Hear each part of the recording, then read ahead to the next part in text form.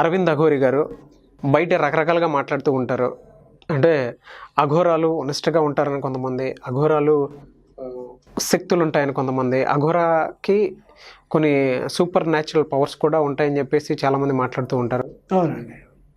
And కొంత అఘోరా మీద ఒక విమర్శ కూడా చేస్తుంటారు, శవాలతో కూడా సంభోగం చేస్తూ ఉంటారని చెప్పేసి. అది ఎంతవరకు వాస్తవం అసలు? చెప్తానండి, ఒక్కొక్కటి చెప్తాను. అఘోరా అంటే he's nothing but supreme stage of saints life. Okay. Aghora అనే పదానికి అర్థం supreme stage of saints life. వాళ్ళు చేసేది నిత్య వైరాగ్య సాధన. అంటే దేని మీద కూడా వాళ్ళు ఒక అపేక్షతోటి జీవించరు. వాళ్ళ ప్రపంచం వేరు, వాళ్ళ ఆలోచన వేరు అన్న విధంగా జీవిస్తారు. అలా ఎవరైతే ఉండగలుగుతారో వాళ్ళే అఘోరాలు. అంతకుమించి చెప్పాలంటే అఘోరా అనేటువంటి స్థాయిలో బతకగలిగిన వాడు ఖచ్చితంగా ఒక బేసిక్ ప్రిన్సిపల్ని ఇంప్లిమెంట్ చేస్తాడు.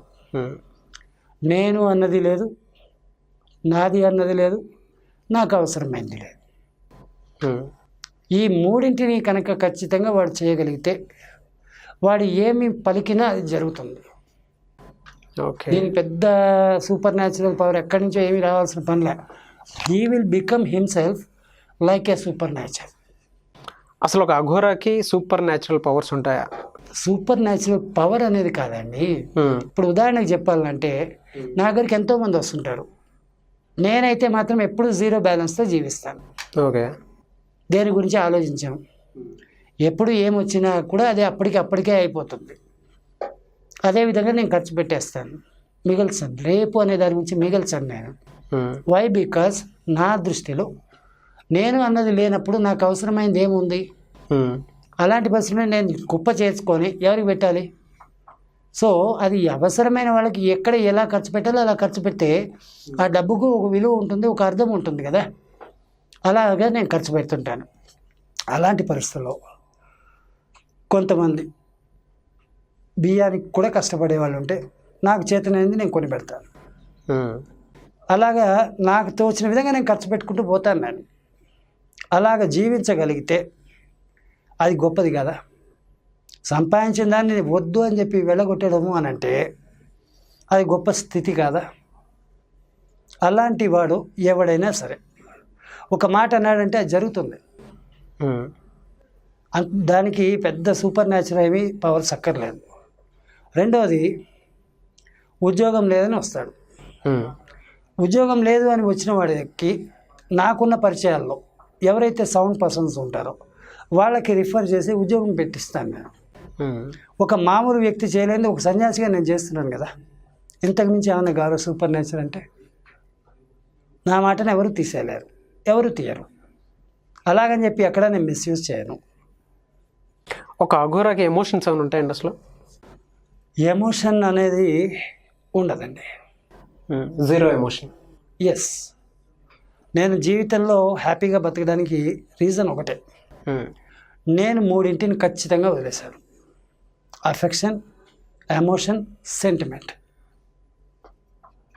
ఈ మూడే మనిషిని సమస్యల వలయంలోకి నెట్టేసేది. ఇకపోతే ఇందాక మీరు అడిగారు, శవాలతోటి సంభోగం సాధ్యమా? అవునండి. శవాలతో సంభోగం ఎలా సాధ్యమవుతుంది? దీని గురించి మనం సైంటిఫిక్గా కూడా మాట్లాడదాం. చెప్పండి. You have to listen with patience. Sure. మనిషి జీవించి ఉండేటప్పుడే కామవాంఛలు అనేది చెలరేగుతాయి. దీని పర్యవసానంగానే యూటీరస్లో లిక్విడ్స్ అనేది ఊరుతుంటాయి. వీటి కారణంగానే ఇంటర్ కోర్స్ చేసే సమయంలో పురుషలింగం కానీ స్త్రీలింగం కానీ ఈ రెండు కూడా కరెక్ట్ అయినటువంటి ఒక స్థితిలో మూవ్ కావడానికి అవకాశం ఉంటుంది. ఓకే. అవును. ఎప్పుడైతే మనిషి అనేటువంటి వాడు ప్రాణాన్ని వదిలేస్తాడో అది ఆడదే అనుకుంటే ఇమ్మీడియట్ ఎఫెక్ట్ రక్తనాళాలు అన్నీ కూడా బంద్ అయిపోతాయి. రక్త ప్రసారమే లేనప్పుడు లిక్విడ్స్ ఎక్కడి నుంచి వస్తాయి? లిక్విడ్స్ లేనప్పుడు ఆ యోని మార్గం ఏమవుతుంది? కంప్లీట్గా మూసుకుపోతుంది కదా. ఇది ఎలాంటి స్థితిలో ఉంటుంది అని అంటే, ఇప్పుడు గోడ ఉంది, సూదితోటి గోడలో గుచ్చలేకపోయామనుకోండి, శవంతో సంభోగం కూడా సాధ్యం కాదు. జీవం ఉంటేనే ప్రతి ఒక్కటి సాధ్యం. మరి మీ మీద ఇలాంటి విమర్శలు ఎందుకు వస్తున్నాయి అంటే ఏం చెప్తారు? నా మీద ఎక్కడ వచ్చింది విమర్శ? అంటే ఒక అఘోరి మీద ఇలాంటి విమర్శలు రావడానికి ప్రధాన కారణాలు ఏంటి అసలు? నిజంగా చెప్పాలంటే జనాల తాలూకు అపోహలు. ఈ అపోహల్ని వైప్ ఆఫ్ చేసే విధంగానే నా వంతు ప్రయత్నం నేను చేస్తున్నాను. అందరికీ, అడిగిన వాళ్ళందరికీ వివరిస్తున్నాను సిస్టమ్ అంటే ఏమిటి అని చెప్పి. ఇప్పటికీ ఒక 90% దాకా జనాలకు అపోహలు లేకుండా చేయగలిగానని నేను అనుకుంటున్నాను. కానీ నిజానికి ఎంతవరకు ఉందో నాకు తెలియదండి. ఒక అఘోర తినకుండా ఎన్ని రోజులు ఉండగలుగుతారండి? ఎంతకాలమైనా ఉండొచ్చండి. ఎంతకాలమైనా ఉండొచ్చు. నేను ఆ విధంగా రిషికేశ్ తెలుసు కదా మీకు? రిషికేశ్ దాటిన తర్వాత నీలకంఠ మహాదేవ్ అని ఒక పర్వత ప్రాంతం ఉంది. ఓకే. ఆ పర్వత ప్రాంతంలో 2 ఏళ్ళు ఉన్నానండి. బియాండ్ ది సీజన్స్ అంటే సీజన్లకు, ఋతుకాలానికి అతీతంగా 2 ఏళ్ళు ఉన్నాను. ఈ 2 ఏళ్ల కాలంలో ఆ కొండ మీద, ఆ అడవిలో ఏం దొరుకుతుందండి? దొరికినటువంటి కాయో, పండో, ఆకో ఏది దొరికితే అదే తిని బతికాను నేను. అలాగని చెప్పి కడుపు నిండా తినేది కూడా కాదు. మాకంటూ నియమం ఉంది. ఆ నియమం ప్రకారంగా గుప్పెడు మాత్రం తింటాను. అది ఆకులైనా సరే, కాయ అయినా సరే గుప్పెడు నిండాలి, అంతకు మించి ఉండకూడదు. గుప్పెడు ఉండాలంటే ఇట్లా ఎత్తడం కాదండి, ఇంత మాత్రం ఇంత సరిపోతుంది. దానివల్ల ఏంటండి అసలు? అంటే అఘోరాల వల్ల ఎవరికి ఉపయోగం అంటే ఏం చెప్తారు మీరు? అఘోరాల వల్ల ఎవరికి ఉపయోగం అనేది అది చెప్పాల్సిన అవసరమే లేదు. ఎందుకనంటే మీ సెల్ఫ్ సాటిస్ఫాక్షన్, మా సెల్ఫ్ సాటిస్ఫాక్షన్, మా సాధన, మా ఇష్టం అనేటువంటి మా ప్రపంచంలో మేము బతుకుతాం తప్ప ఇంకో రకంగాని కాదు. అఘోరాల వల్ల సమాజానికి ఏం ఉపయోగం ఉంటుంది అని అంటే, సమాజం వల్ల అఘోరాలకు మాత్రం ఏం ఉపయోగం ఉంది? ప్రశ్నకు ప్రశ్నే సమాధానం కాదు. నిజానికి ఈ సమాజాన్ని వదిలి దూరంగా వెళ్ళిపోయాం. అలాంటప్పుడు ఈ సమాజంతో మాకేం పని లేదు. అదేవిధంగా ఈ సమాజం మాకు చేయగలిగింది కూడా ఏమీ లేదు. కానీ మీరు తిరుగుతున్నారు కదా, ఇదే ఎక్కువ శాతం వచ్చేటువంటి విమర్శల్లో ప్రధానమైనది. నేను తిరిగేదానికి కారణం ఒకటే. ఒక సన్యాసిగా నేనంటూ ఒక కాన్సెప్ట్ పెట్టుకున్నాను. ఏం కాన్సెప్ట్ అండి? Making unity of Hinduism. హిందువుల్లో ఐక్యత తీసుకురావాలన్నది నా తాలూకు ప్రయత్నం. అది ఎంతవరకు సఫలీకృతం అవుతాను ఏమిటి అన్నది ఈశ్వరుని నిర్ణయం. అది కానీ నా ప్రయత్నం అయితే నేను చేస్తూనే ఉంటాను కదా. అలాంటి క్రమంలోనే వస్తూ ఉంటాను, వెళ్తుంటాను, వస్తుంటాను. ఎక్కడ ఒక చోట్ల స్థిరంగా ఉన్నాను. హరిద్వార్లోనూ స్థిరంగా ఉంటానని చెప్పడానికి లేదు, హైదరాబాద్లో స్థిరంగా ఉంటానని చెప్పడానికి లేదు, ఎక్కడా కూడా స్థిరంగా ఉంటానని చెప్పడానికి లేదు. ఎక్కడ నా తాలూకు సర్వీస్ అవసరమో అక్కడికి నేను వెళ్తుంటాను. నేను చేసే సర్వీస్ ఏమిటి? ఇప్పుడు హిందుత్వం అంటే ఏమిటి అన్నది నేను వివరిస్తాను. నేను మీకు ఎంత క్లియర్ డీటెయిల్స్ కావాలో అంత క్లియర్ డీటెయిల్స్లో నేను వివరించగలను హిందుత్వం అంటే ఏమిటో. ఇలా చెప్పడం ద్వారా జనాల్ని చైతన్యం చేయడమే నా తలకు సర్వీస్. వన్ వర్డ్లో చెప్పంటే ఏం చెప్తారు? హిందూయిజం అని అంటే మీరందరూ హిందూ అని అంటున్నారు. హిందూ అనేటువంటి ఆ యొక్క శబ్దమే తప్పు. సనాతన ధర్మం ఇది, హిందుత్వం కాదు ఇది, హిందూయిజం కాదు ఇది, సనాతన ధర్మం. సనాతన ధర్మం అన్నది ఏదైతే ఉందో అదే వాస్తవికమైన ధర్మం. అంతేగాని హిందుత్వం అన్నది ధర్మం కాదు. హిందూయిజం ఇవన్నీ కూడా పరాయి దేశ పాలకులు మనకు పెట్టినటువంటి పేర్లు, అంతకు మించింది ఏమి కాదు. మనది మతం కాదు, ధర్మం, సనాతనమైన ధర్మం. ఓకే. సృష్టి ఆది నుంచి కొనసాగుతూ వచ్చిన ధర్మం. అఘోరాలు జనరల్గా ఏ పాయింట్ని బలంగా నమ్ముతారండి అసలు? Only the God is truth, remaining everything is nothing nothing nothing nothing. Food సరైన ఆహారం లేకపోవటం, సరైన నిద్ర లేకపోవటం ఏమి కాదండి. నేను రోజుకి 2 గంటలు నిద్రపోతాను అంతే. జస్ట్ ఓన్లీ హార్డ్లీ 2 అవర్స్ నిద్రపోతాను. ఈ హార్డ్లీ 2 అవర్స్ తర్వాత మీరు ఏం చేస్తారు అసలు? Morning 3 o'clock నిద్రపోతాను, 5 o'clock నిద్రలేస్తాను.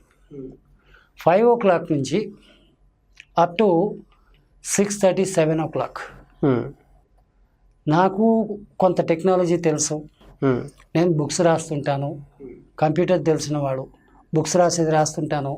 నేను ఏదైనా ఇంటర్వ్యూలు ఇచ్చాను అనుకోండి, వాటి తాలూకు స్థితి గతి ఎలా ఉంది అది గమనిస్తుంటాను. ఇలాంటిది ఒక 2 hours పొద్దున పెట్టుకుంటాను. అంటే ఏంటి, 6 to 7 మ్యాక్సిమం. ఒక 1 hour గ్యాప్ ఏంటి, జనరల్గా ఉండేటువంటి శారీరక అవసరాలు ఉంటాయి కదా, వాటిని తీసుకునే దాంట్లో ఒక అర్ధ గంట మీకు ముగిసిపోతే ఒక 5:30 ఆన్వర్డ్స్ 7 వరకు ఈ విధమైన దీంట్లో ఉంటాను. 7 తర్వాత పూజ పునస్కారం, స్నానం చేసిన తర్వాత. దాని తర్వాత నా గురించి ఎవరైనా వచ్చారనుకోండి, నేను హైదరాబాద్లో ఉంటే వాళ్ళతోటి మధ్యాహ్నం 1-1:30 వరకు గడుపుతాను. వాళ్ళకి ఏదైనా సమస్య అంటే దీనికి ఇలా చేయండి, దీనికి ఇలా చేయండి అని చెప్పి నేను చెప్తాను. ఆ విధంగా మధ్యాహ్నం 1-1:30 వరకు నాకు అదే సరిపోతుంది. దాని తర్వాత ఒక మధ్యాహ్నం పుస్తకాలు చదువుతుంటాను. ఈవినింగ్ అయిందంటే మళ్ళీ కొంత పూజ చేసుకున్న తర్వాత నేను సాధనలోకి వెళ్ళిపోతాను. సాధనలోకి వెళ్ళిపోయిన వాడు తెల్లవారుజామున 3 వరకు సాధనలోనే ఉంటాను. సాధన ఏ విధంగా చేస్తారు అసలు? అవన్నీ కూడా మీరు అఘోరాగా మారితే నేను చెప్తాను కూడా. అఘోరాగా మారితే సరే అండి. మీరు ఇందాక శారీరక కార్యకలాపాలు అయిపోయిన తర్వాత అని చెప్పేసి అన్నారు కదా, సో ఆ ఓడిని బేస్ చేసుకొని అడుగుతున్నాను. ఒక మనిషిన తర్వాత బాడీలో హార్మోన్స్ అనేవి స్పష్టంగా పనిచేస్తాయి, ఉంటాయి. కొంతమందికి అంటే డిపెండ్స్ ఉంటుంది అనుకోండి. సో మీరు మెయిల్ మీ బాడీలో హార్మోన్స్ కూడా బాగానే పనిచేస్తాయి, ఎందుకంటే మీరు ఆల్కహాల్ కూడా తీసుకుంటూ ఉంటారు. అంటే మీకు సెన్స్ కూడా క్లియర్గా ఉంది. ఒకవేళ కామ వాంఛ కనుక మీకు తగిలింది అనుకోండి, ఏం చేస్తారు మీరు? మాకు అలాంటి ఇబ్బంది ఏం లేదండి. ఎక్కడ పోయినా ఇబ్బంది లేదు. అంటే ఏ విధంగా?